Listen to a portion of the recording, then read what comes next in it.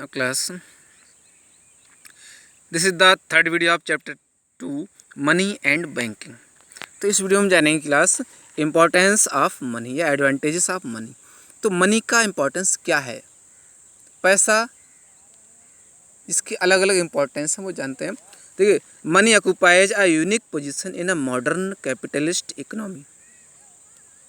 तो मनी क्या है, एक मॉडर्न कैपिटलिस्ट इकोनॉमी में एक बहुत बड़ी यूनिक पोजीशन रखता है। As it alone has the purchasing power to buy goods, क्योंकि अकेले इसके पास ही गुड्स और सर्विसेज परचेज करने की, खरीदने की परचेजिंग पावर होती है, विच द पीपल वांट, जिसको लोग चाहते हैं। इन इट्स एब्सेंस, अब इसके बिना क्या है, the whole prosperous economic life would collapse like a pack of cards. तो पूरा जो बहुत ही अच्छा प्रगतिशील इकोनॉमिक लाइफ है वो कोलैप्स हो जाएगा, डैमेज हो जाएगा, जैसे कि ताश के पत्ते की तरह बिखर सकता है मनी ना हो तो। अब मनी के एडवांटेज को देखते हैं नेक्स्ट पॉइंट पे हम। Advantages of money, solution of drawbacks of barter. तो बार्टर सिस्टम के जो ड्रॉबैक्स थे, जो प्रॉब्लम्स थी बार्टर सिस्टम की, उसका सोल्यूशन के रूप में मनी के फ़ायदे। मनी है overcome drawbacks of barter system.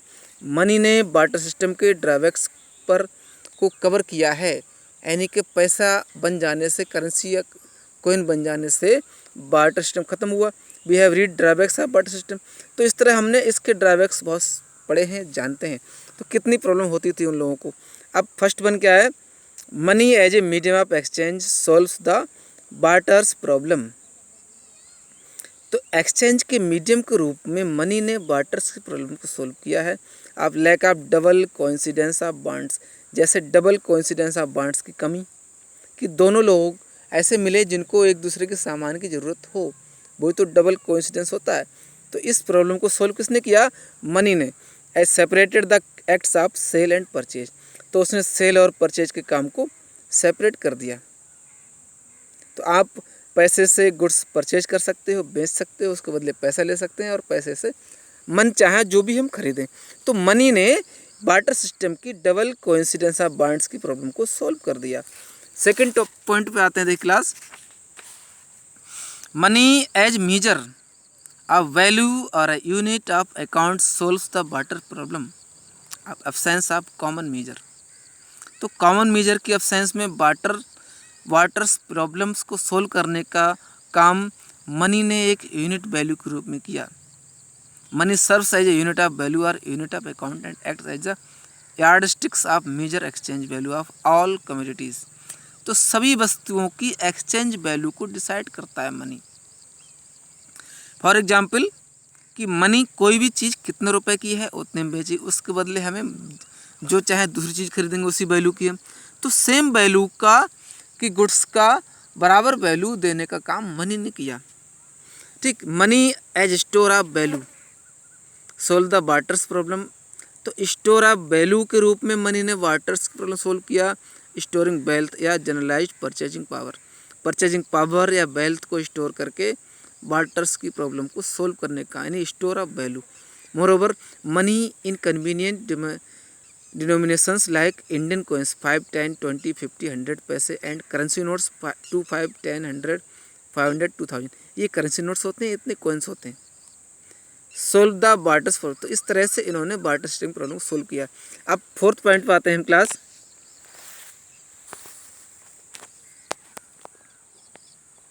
Money as standard of deferred payments.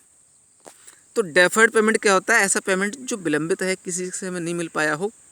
Help to solve the barter's problem. इस तरह पेमेंट के रूप में बार्टर प्रॉब्लम को सोल्व करने का काम किया मनी ने। ऑफ लैक ऑफ स्टैंडर्ड और डेफर्ड पेमेंट। ठीक है, स्टैंडर्ड और डेफर्ड पेमेंट की कमी की वजह से मनी ने इन प्रॉब्लम को सोल्व किया है। सेकंड जो पॉइंट है, देखिए, it facilitates exchange of goods and services. तो मनी गुड्स और सर्विसेज को एक्सचेंज करने का काम बहुत ईजी कर देता है। थर्ड पॉइंट है, money helps maximize consumers satisfaction. Money ने की हेल्प से ही कंज्यूमर्स के सेटिस्फैक्शन में बहुत बढ़ोतरी हुई है। And also the producers profit, और प्रोड्यूसर्स को प्रॉफिट भी हुआ है। तो पैसा बन जाने से ही बहुत आसानी हुई। फोर्थ पॉइंट है money promotes specialization which increases productivity and efficiency. Money ऐसे स्पेशलाइजेशन को बढ़ावा देता है जो प्रोडक्टिविटी और एफिशिएंसी को बढ़ावा दे। Money helps in optimum distribution of national income among different factors. तो नेशनल इनकम को अलग अलग फैक्टर्स में डिस्ट्रीब्यूट करने का काम मनी की हेल्प से बहुत इजी होता है। ठीक है, production who get reward equal to its productivity in terms of money. Next 6 point क्या है देखिए, money can be utilized in reviving the economy from depression. Depression means क्या होता है, डाउनफॉल हो जाना। देश की इकोनॉमी जब डाउनफॉल हो जाती है उसको उबारने का काम मनी की हेल्प से किया जा सकता है। मनी इनेबल्स 7 पॉइंट पाते हैं, money enables the government to realize. Money ही गवर्नमेंट को इस बात से अवगत कराता है कि गवर्नमेंट ये रियलाइज करे taxes, fines, fees, other sources of public revenue. और पब्लिक रेवेन्यू के दूसरे भी सोर्सेज होते हैं, इन सबको डिसाइड करने का काम मनी बेस पर ही होता है और गवर्नमेंट इसकी हेल्प से करती है। एर्थ जो लास्ट पॉइंट है, it is the institution of money which has proved a valuable social instrument of promoting economic welfare. तो मनी ही ऐसी संस्था है जो सोशल इकोनॉमिक एक सोशल इंस्ट्रूमेंट ऐसा है जो इकोनॉमिक वेलफेयर को प्रमोट करती है। पैसा ही वो चीज़ है कि किसी के वेलफेयर में, कहाँ किसी स्टेट में पॉवर्टी है, फ्लड है या बहुत सारी प्रॉब्लम्स हैं, तो कितना रुपया कहाँ के लिए अलॉट होता है, मनी अलॉट होता है मनी के रूप में। मनी नहीं होता तो कैसे डिसाइड करते कि कितने कुंटल अनाज वहाँ भेजना है, कितना रुपया डिसाइड करना है, वो इजी हो जाता है। तो मनी एक ऐसी इंस्टीट्यूशन है जिसने इकोनॉमिक वेलफेयर को आगे बढ़ाया है। ठीक है, अब देखते हैं in the words of Alfred Marshall. Alfred Marshall के वर्ड्स में देखते हैं, this is the picture of Alfred Marshall. ठीक है, फेमस इकोनॉमिस्ट थे। तो इन्होंने कहा है money is the centre around which, money एक ऐसा सेंटर है जिसके चारों ओर economic science clusters, economic science घूमती रहती है, अराउंडेड है।